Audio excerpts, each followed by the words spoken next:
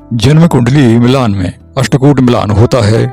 इसमें भकूट कूट का अत्यंत महत्वपूर्ण स्थान है। इसे राशि भाव संबंध भी कहा जाता है।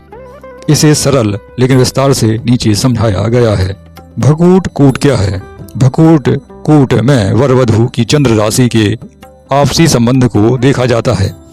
इसका संबंध मुख्यतः दाम्पत्य सुख, आर्थिक स्थिति, पारिवारिक सामंजस्य, भावनात्मक तालमेल से होता है। भकूट के कुल 7 गुण माने जाते हैं। भकूट मिलान कैसे किया जाता है? वर और वधू की चंद्र राशि के आधार पर देखा जाता है कि आपस में वे कौन से भाव में स्थित हैं। चंद्र राशि की भाव दूरी निकाली जाती है, जैसे 1-1 अर्थात दोनों में 1 का अंतर हो, 2-12 अर्थात उन दोनों में से एक ही राशि दूसरी और दूसरी की 12वीं हो, 3-11 अर्थात किसी की तीसरी और किसी की 11वीं हो, 4-10, 5-9, 6-8 और 7-7। भकूट दोष कब बनता है? निम्न भाव संबंध होने पर भकूट दोष माना जाता है।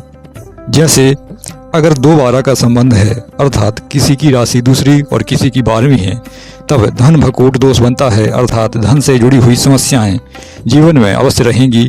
अगर 6-8 का संबंध बनता है अर्थात किसी की राशि 6वीं और किसी की 8वीं वहां से आ रही है, तब रोग भकूट बनता है, अर्थात रोग बीमारियों की समस्या घेर सकती है। और अगर 5-9 का संबंध बनता है तो पुत्र भकूट दोष माना जाता है। इन स्थितियों में 0 गुण मिलते हैं, अर्थात 0। शुभ भकूट स्थितियां अगर देखी जाएं तो 1-1 अर्थात उसी राशि में दोनों हों, 3-11, 4-10 या 7-7 ये सबसे अच्छे भकूट माने जाते हैं।